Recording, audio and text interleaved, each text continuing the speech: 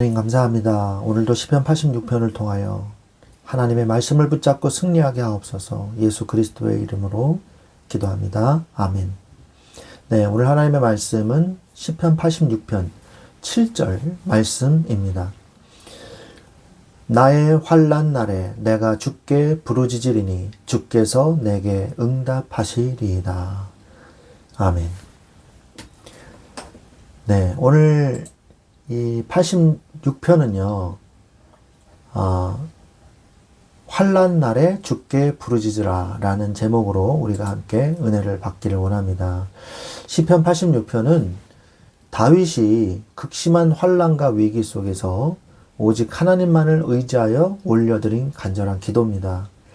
인생은 여러 가지 관계의 갈등과 수많은 환난이 폭풍처럼 밀려오기도 하죠. 내 힘으로는 도저히 빠져나올 수 없을 것 같은 캄캄한 현실 속에서 우리는 종종 좌절하고 쓰러지기도 합니다. 하지만 다윗은 사방이 우겨쌈을 당한 것 같은 그런 위기 속에서도 사람을 찾거나 환경을 탓하지 않고 오직 하나님, 나를 구원하실 수 있는 하나님 앞에 부르짖어 엎드렸어요. 오늘 말씀을 통해서 여러분도 그와 같은 응답을 받기를 원합니다. 전체적인 이 말씀을 좀 보면요. 이 시편의 배경은요. 이 시편 3권 중에서 1권, 2권, 3권 이렇게 있잖아요. 근데 다윗의 시로는 이 3권 중에서는 유일합니다. 그래서 다윗이 인생의 극심한 곤경과 대적들의 거센 압제 속에서 하나님께 올린 애절한 개인의 탄원시이라고 볼 수 있겠습니다. 그래서 오늘 전체 내용을 좀 보면요. 전체 1절부터 17절까지의 내용을 우리가 세 부분으로 나눠서 보면 1절부터 7절은 가난하고 궁핍한 자의 구원을 호소하는 내용이 나오고요. 그리고 8절부터 13절은 여호와의 유일성과 만국의 경배를 선포하는 내용이 나옵니다. 그리고 14절부터 17절은 대적의 압제 속에서도 구원의 표적을 달라고 간구하면서 이 시편이 끝맺음을 맺게 되죠. 우리가 봐야 될 것은요, 다윗의 신앙의 태도예요. 환난 날에 다윗은 어떠한 신앙의 스탠스를 가졌냐, 이거거든요. 다윗은 자신의 가난함과 궁핍함을 인정했습니다. 그러면서 하나님께 은혜를 구했습니다. 다윗은 이스라엘의 왕이죠. 근데 뭐가 가난하고 궁핍하냐. 환난 앞에서는 자신이 철저히 무능력하고 가난한 존재임을 하나님 앞에 솔직하게 인정하고 고백한 거예요. 우리도 우리의 인생에서 우리 인생의 자존심을 내려놔야 할 때가 있습니다. 어디서요? 하나님 앞에서.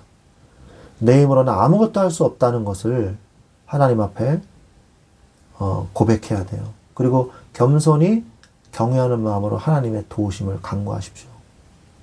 왕도 그러는데 우리라고 뭘 못하겠습니까?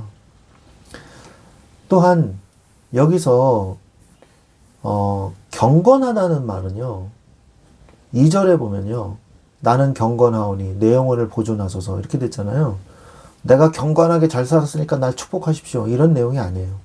경건하다는 것은 죄가 없다는 뜻이 아니라 오직 하나님 한 분에게만 소망을 두고 하나님만 전적으로 의지하고 있다는 걸 얘기하는 거예요. 위기의 순간에 세상의 얕은 방법이나 사람의 위로를 찾지 않고 내 영혼의 주인이신 하나님께만 내 삶을 온전히 맡기겠다는 전적인 의지, 이게 필요한 거예요. 이게 바로 우리가 가져야 할 신앙의 자세입니다. 그러면서 다윗은 종일 주님께 부르짖었어요. 다윗은 한두 번 기도하고 포기하지 않았습니다. 3절에 보니까 주여 내게 은혜를 베푸소서 내가 종일 주께 부르짖나이다 그랬어요. 응답이 올 때까지 하루 종일 포기하지 않고 끈질기게 주님의 은혜를 구하며 매달렸어요. 우리도 당장 눈앞에 문제가 해결되지 않는다고 낙심할 때가 많죠. 내가 보기에 이게 딱 보니까 벌써 이게 안 돼. 아유, 틀렸구나. 내가 판단하고 내가 낙심해요. 여러분, 이러한 코스를 버려야 돼요. 내가 계산하고 내가 포기해요. 하나님이 계산하시고 하나님이 역사하시는 것을 우리가 보아야 되는데 하나님이 없어요. 내 인생에는. 하나님 찬양하면 예배 때만 하나님 찾고 내 인생을 계산할 때는 하나님을 저 옆으로 가 계세요. 나 혼자 계산하고 있어요. 하나님이 계산하셔야 됩니다. 여러분은 정말 하나님을 의지합니까? 정말 필요할 때는요. 하나님을 탁 빼놔요. 하나님 저리 가 계세요.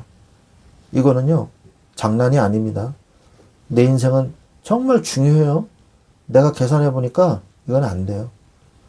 하나님 너무 하시네요. 그러면서 또 원망은 하나님한테 해요. 계산은 내가 하고. 정신 나간 짓입니다. 우리가 그런 식으로 살면 안 돼요. 너무 우둔하고 바보 같은 인생이에요. 계산을 하나님께 맡기고 또 주권도 하나님께 맡겨야지. 왜 필요할 때만 하나님 찾고 내가 원하지 않으면 하나님을 자꾸 제외시킵니까? 하나님은 절대 기뻐하지 않으십니다. 그러한 신앙은 버리십시오. 내가 필요할 때만 찾는 하나님이 되면 안 돼요. 하나님이 필요할 때 갈 줄 아는 신앙인이 필요해요. 하나님이 야 누구야? 내가 너가 필요하다. 지금 이 주의 일에 너의 이 일이 필요하다. 너의 이 헌신이 필요하다. 와서 도우라. 안 가요. 내가 필요한 거 이것만 생각해요. 우리는 도대체 누구를 위해서 신앙생활 하는 겁니까? 내가 복받기 위해서 신앙생활 하나요? 틀렸어요. 하나님께 영광 돌리기 위해서. 하나님이 높여지기 위해서. 하나님 복 받으시라고 하는 거예요. 하나님 뭐 복을 받으실 필요는 없죠. 이미 복 자체시니까. 우리가 거꾸로 신앙생활 하면 안 됩니다. 뭔가 잘못됐어요. 주객이 전도됐고 내가 헌신해야 될 때는 나만 찾고 내가 은혜 받아야 할 때는 또 다른 짓 하고 앉았고 우리가 겸손한 마음으로 첫 번째 뭐예요? 가난한 자고 궁핍한 자의 심정으로 하나님 앞에 나가고 그리고 하나님의 회복하심을 바라면서 종일 주님께 부르짖는 거예요. 주의 긍휼을 끝까지 포기하지 않는 거예요.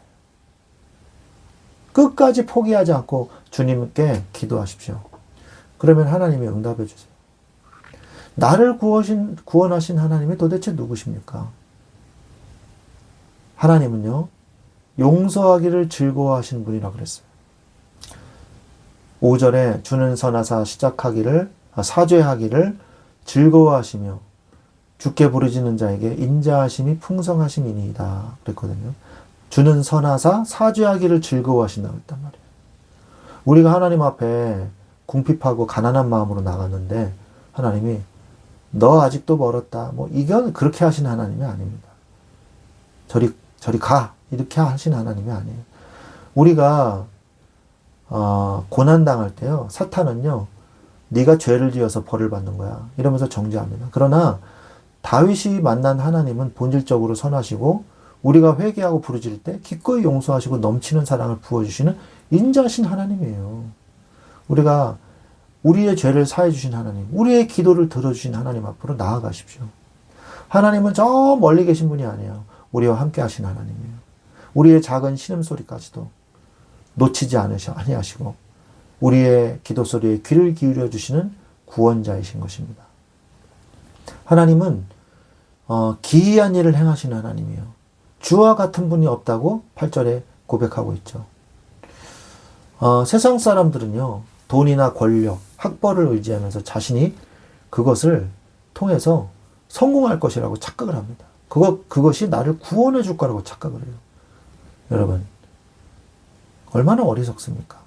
하나님은요, 세상의 그 어떤 피조물과도 비교할 수 없는 창조주 하나님이세요.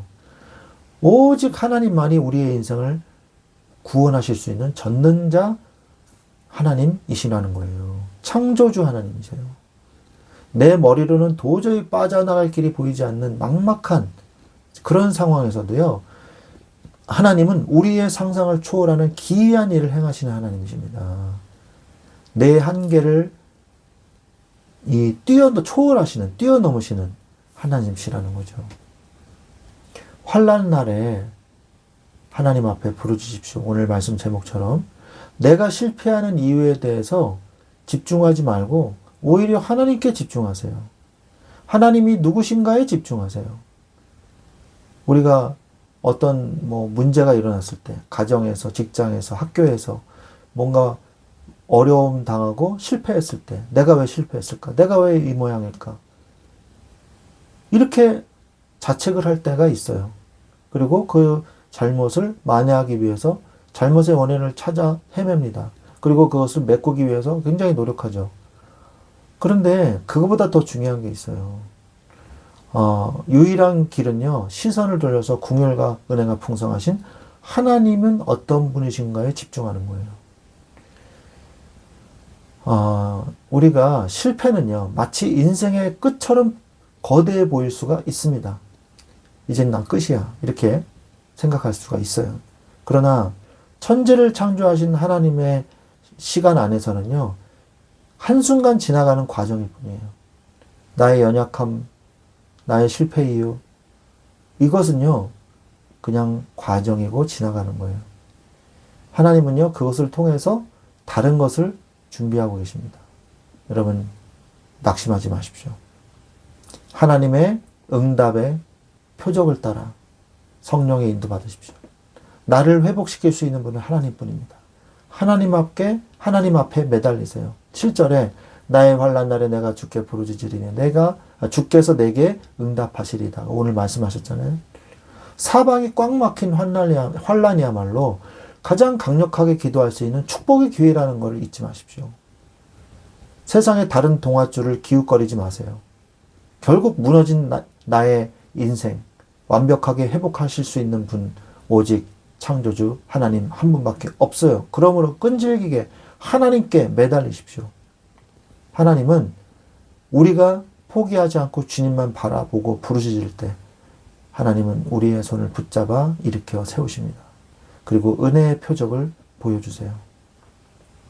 나를 조롱하고 무시하던 세상의 원수들이 부끄러워하고 도망갈 만큼 하나님은 우리에게 표적의 응답을 주십니다. 환난과 위기는요, 사실 성도의 인생에서 피할 수 없는 과정이에요.